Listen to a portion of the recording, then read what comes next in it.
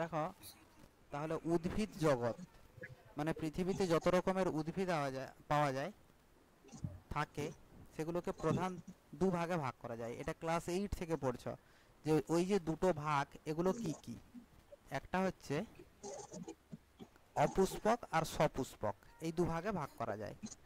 এখন বিজ্ঞানী বিনথাম হুকার যেই শ্রেণীবিন্যাস দিয়েছিলেন, সেখানে যে শ্রেণীবিন্যাস এই সপুষ্পককে যে নামে উল্লেখ করেছিলেন তার নাম হচ্ছে ফেনেরোগ্যামি, আর অপুষ্পককে যে নামে উল্লেখ করেছিলেন তার নাম হচ্ছে ক্রিপ্টোগ্যামি। অর্থাৎ এটা থেকেও একটা শর্ট কোশ্চেন হতে পারে যে ফেনেরোগ্যামিদেরকে বা সপুষ্পক উদ্ভিদদেরকে কি নামে উল্লেখ করেছিলেন বিজ্ঞানী বেন্থাম হুকার?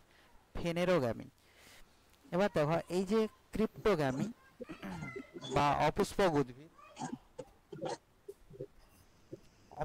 উদ্ভিদ একে তিন ভাগে ভাগ করা যায়: থ্যালোফাইটা, ব্রায়োফাইটা আর টেরিডোফাইটা। থ্যালোফাইটা মানে যারা ঋজুভাবে ওপরের দিকে ওঠেনি, মাটিতে মাটিতেই স্থিরভাবে মাটিতেই যেরকম থালার মতো পড়ে থাকে, সেটাই হচ্ছে থ্যালোফাইটা। এখন এই থ্যালোফাইটা দু রকমের হয়, একটা শৈবাল আর ছত্রাক, অ্যালগি আর ফাঙ্গি। এরা থ্যালোফাইটা বিভাগের অন্তর্গত। ফাঙ্গি আগে পড়ানো হয়েছে, ফাঙ্গি সম্পর্কে।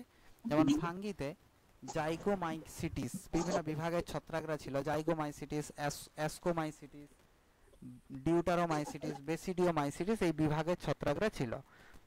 আর শৈবালদের ক্ষেত্রে শৈবালরা বিভিন্ন ভাগের, প্রধানত তিন ভাগে ভাগ করা যায় শৈবালদেরকে। এই শৈবাল সম্পর্কেই পড়া হবে আজকে। এবার দেখো, ব্রায়োফাইটের অনেকগুলো ভাগ আছে আর টেরিডোফাইটের অনেকগুলো ভাগ আছে, পরপর হবে। আর সপুষ্পক উদ্ভিদ, সপুষ্পক অর্থাৎ যাদের ফুল হয়, এদেরকে দুটো ভাগে ভাগ করা যায়: ব্যক্তবীজী বা জিমনোস্পার্ম, আর হচ্ছে গুপ্তবীজী বা অ্যানজিমনোস্পার্ম। এই ব্যক্তবীজী যাদের ক্ষেত্রে দেখা যায় যে ফল, এখানে বীজ নগ্ন অবস্থায় থাকে, ফল তৈরি হয়নি। কিন্তু গুপ্তবীজীদের ক্ষেত্রে দেখা যায় যে ক্ষেত্রে ফল গঠিত হয় এবং বীজ ফলের ভেতরে থাকে। সেক্ষেত্রে গুপ্তবীজীদেরকে দুটো ভাগে ভাগ করা যায়: দ্বিবীজপত্রী আর একবীজপত্রী। দ্বিবীজপত্রী অর্থাৎ দুটো বীজপত্র থাকে, একবীজপত্রী অর্থাৎ একটি বীজপত্র থাকে। হ্যাঁ, এখন দ্বিবীজপত্রীদের ক্ষেত্রে দেখা যায় পলিপেটালি। পেটাল মানে দলমণ্ডলকে বোঝায়, যার ক্ষেত্রে অনেকগুলো দল থাকে, পলিপেটালি। আর গ্যামোপেটালি, পলি মানে অনেকগুলো দল থাকে এবং সেগুলো মুক্ত। আর গ্যামোপেটালি যেগুলো হচ্ছে একসাথে যুক্ত অবস্থায় থাকে, তাকে গ্যামোপেটালি বলা হয়। আর মনোক্ল্যামাইডি, যেক্ষেত্রে বৃতি দলমণ্ডল সব একত্রে অবস্থান করে, ঝাউয়ের ক্ষেত্রে দেখা যায়। এক্ষেত্রে আলাদা করা যায়নি, ফুলের বিভিন্ন অংশগুলোকে আলাদা করা যায়নি। তো মনোক্ল্যামাইডি এই তিন ভাগে ভাগ করা যায়। এখন প্রথমে যেটা পড়া হবে শৈবাল সম্পর্কে। যেমন শৈবালকে বিভিন্ন ভাবে ব্যবহার করা হয়। যেমন শৈবালের অর্থনৈতিক গুরুত্ব যদি দেখা যায়, সেক্ষেত্রে খাদ্য রূপে কিছু শৈবালকে ব্যবহার করা যায়। আর আমরা আশেপাশে কি শৈবালকে সব থেকে বেশি দেখতে পাই? আমরা যে শৈবালকে দেখতে পাই, যেমন স্পাইরোগাইরা, পুকুরে দেখবে সবুজ রঙের হয়ে থাকে, অনেকটা সুতোর মতো দেখতে হয়, জালের মতো পড়ে থাকে। তো এটা হচ্ছে স্পাইরোগাইরা। এগুলোকে সব থেকে ভালো দেখা যায় আমাদের এখানে। এছাড়াও অনেক শৈবাল আরো জন্মাতে দেখা যায় সবুজ রঙের। জমিতে গেলে, যখন জমিতে জল থেকে যায়, জল থাকে বর্ষার ঠিক পরে, সেই সময় প্রচুর শৈবাল জমিতে জন্মাতে দেখা যায়। তো এখানে কিছু শৈবালের নাম বলবো যেগুলোকে খাদ্য হিসাবে ব্যবহার করা হয়, এবং এগুলো খাদ্য হিসাবে ব্যবহার করা হয় এমন শৈবালের নাম কি এইভাবেও পরীক্ষাতে পড়ে। যেমন চীন দেশে গ্রাসিলারিয়াকে খাদ্য হিসাবে ব্যবহার করা হয়, ল্যামিনারিয়াকে খাদ্য হিসাবে ব্যবহার করা হয়। এগুলো এগুলো দুটোই সামুদ্রিক, প্রচুর পরিমাণে আয়োডিন থাকে, এগুলোকে খাদ্য হিসাবে ব্যবহার করা হয়। জাপানে পরফাইরা জাপানে পরফাইরাকে খাদ্য হিসাবে ব্যবহার করা হয় জাপানে। আর সেগুলো কিরকম স্কটল্যান্ডে দেখতে হয়? পরফাইরা আচ্ছা, এরা সামুদ্রিক মানে যে এগুলো কিরকম শৈবালগুলো, দেখতে হচ্ছে? যেমন কোনটা, ল্যামিনারিয়া? ওই জাপানের বলছি, পরভাইরা হিসেবে যে খাদ্য। আচ্ছা, ল্যামিনারিয়া বা পরফাইরা এরা কেমন দেখতে হয় দেখো। হুম।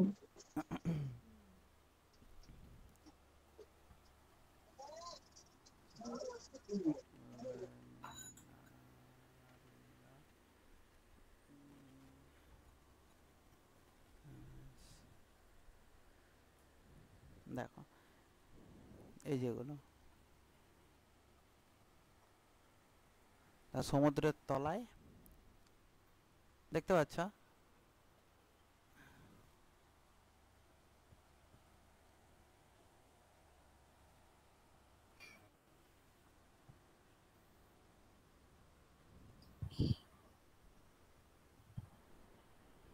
What is this? এই যে পাশে ছবিগুলো যেগুলো এসছে দেখতে পাচ্ছ? So আজব জিনিস হ্যাঁ স্যার। দেখতে তো পাচ্ছি। হ্যাঁ, এই এই যে পাশে ছবিগুলো এসছে, এই যে দেখো, দেখেছো সমুদ্রের তলায় কিরকম বড় বড় পাতার মতো পড়ে আছে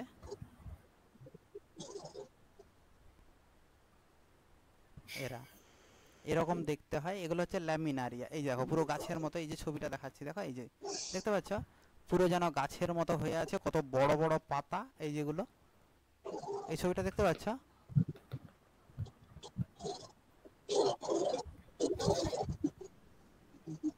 এইগুলো হচ্ছে ল্যামিনারিয়া, এইগুলো। সুপার দেখতে। স্যার এগুলো তো এই সমুদ্রের দেখো, নিচে থাকে, আর এগুলো ওরা ইউজ করে কি করে? হ্যাঁ বলো, বলছি এগুলো তো সমুদ্রের নিচে বলো থাকে, শুনতে পাই। মানে বলছি ল্যামিনারিয়া তো সমুদ্রের নিচে থাকে।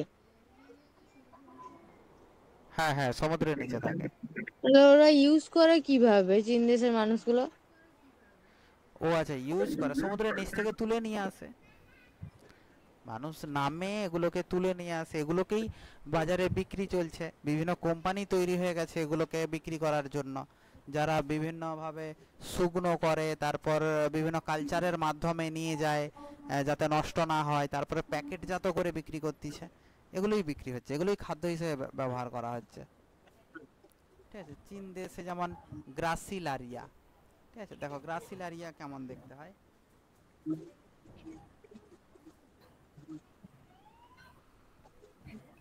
গ্রাসিলারিয়া,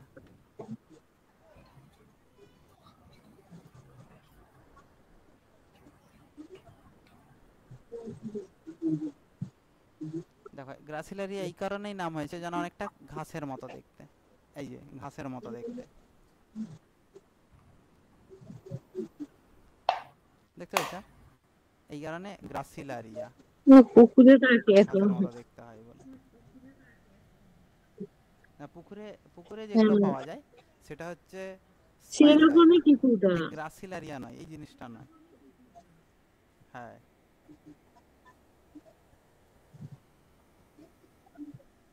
পুকুরে যেগুলো থাকে সেটা হচ্ছে স্পাইরোগাইরা। স্পাইরোগাইরা একটু পরে আছে বলবো, ঠিক আছে। তারপরে জাপানে পরফাইরাকে খাদ্য হিসাবে ব্যবহার করা হয়।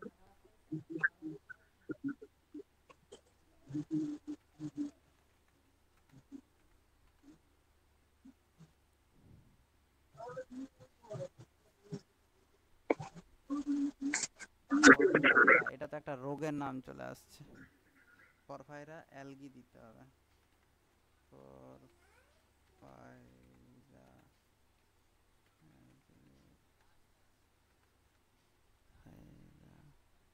অ্যালগি, এই যে পরফাইরা এইরকম দেখতে, দেখেছো? এটা হচ্ছে পরফাইরা।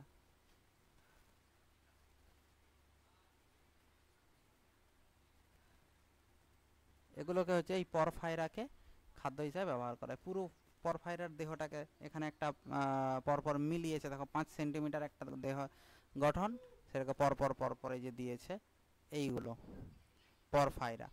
আর স্কটল্যান্ডে উলভাকে খাদ্য হিসেবে ব্যবহার করা হয়। উলভা, স্কটল্যান্ডে উলভা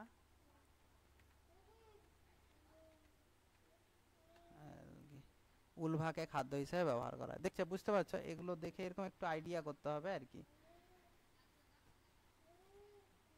এটা হচ্ছে উলভা। এইগুলা আরো ট্রান্সপারেন্ট পুরো দেখতে, জানো, ট্রান্সপারেন্ট প্রকৃতির দেখতে হচ্ছে উলভা। দেখো স্পিরুলিনা নামক শৈবাল, এইখানে ছবিটা দেখতে পাচ্ছ? হ্যাঁ স্যার। হ্যালো, দেখো এই যে 499 টাকা স্পিরুলিনা ট্যাবলেট বিক্রি হচ্ছে। প্রচুর প্রচুর প্রোটিন থাকে এতে। এইটা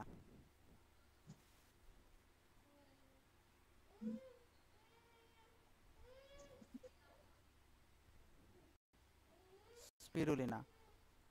তো এইভাবে বিভিন্ন খাদ্য হিসাবেও এগুলোকে ব্যবহার করা হয়, কখনো ওষুধের উৎস হিসাবে ব্যবহার করা হয়। দরকার নেই, ঠিক আছে। তাহলে আর হচ্ছে বর্তমানে ক্লোরেল্লা। এই যে ক্লোরেল্লাকে ভিটামিন প্রস্তুতি এবং অন্যান্য খাদ্য সামগ্রী প্রস্তুতিতে ব্যবহার করা হয়। ক্লোরেল্লাতে প্রচুর ভিটামিন থাকে এবং প্রোটিন থাকে, তাই জন্য এগুলো বর্তমানে খাদ্যরূপে সরাসরি খাদ্য হিসেবেও ব্যবহার করা হচ্ছে।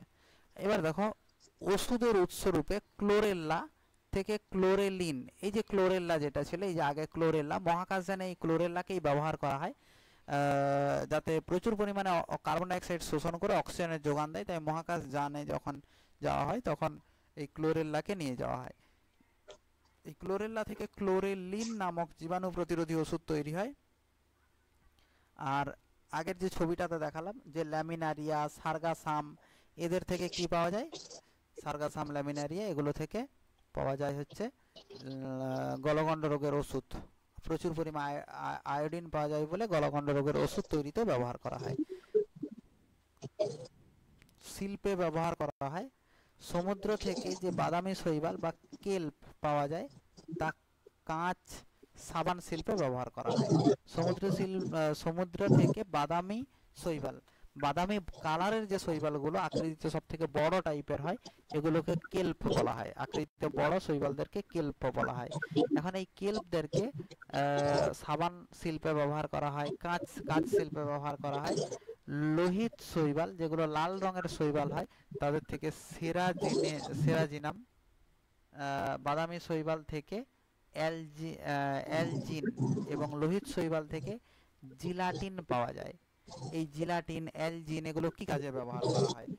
জেলি প্রস্তুতিতে ব্যবহার করা হয়, তারপর আইসক্রিম প্রস্তুতিতে ব্যবহার করা হয়, প্রসাধন শিল্পে কোনো সাজার জিনিস তৈরিতে ব্যবহার করা হয়, এগুলো তৈরিতে ব্যবহার করা হচ্ছে। আর কেল্প যেগুলো আকৃতিতে বড়, এই যে বাদামি শৈবাল যেগুলো, সেগুলো থেকে প্রচুর পরিমাণে আয়োডিন, সোডা, পটাশ আর অ্যালজিনিক অ্যাসিড পাওয়া যায়। এবার পেট্রোলিয়াম এবং গ্যাস উৎপাদনও ব্যবহার হচ্ছে। সামুদ্রিক শৈবাল থেকে পেট্রোলিয়াম এবং প্রাকৃতিক গ্যাসও পাওয়া যায়।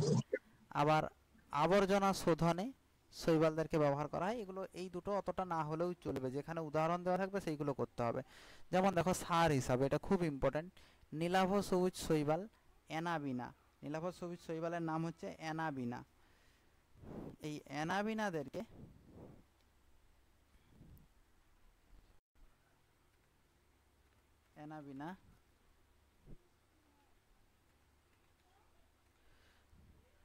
অ্যানাবিনা যে সমস্ত অ্যালগি, দেখো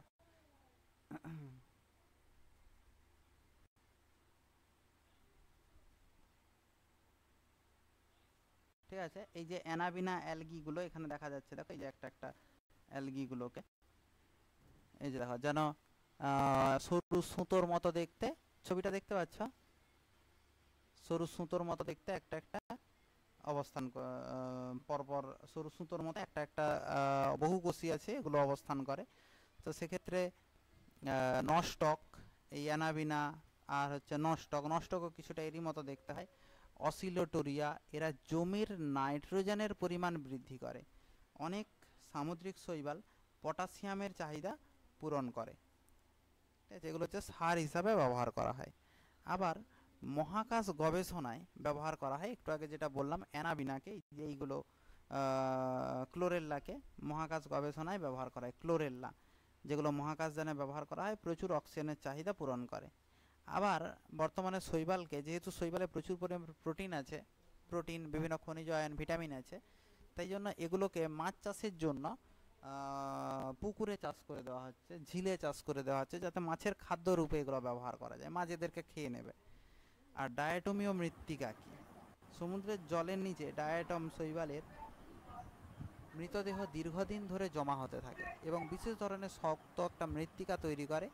একে ডায়াটমীয় মৃত্তিকা বলা হয় বা ডায়াটমিয়াস আর্থ বলা হয়, যেটা অনেক সময় ব্লাস্ট ফার্নেস, তাপ নিরোধক আস্তরণ, বিস্ফোরক পদার্থ, ফিল্টার প্রভৃতি তৈরিতে কাজে লাগানো হয়।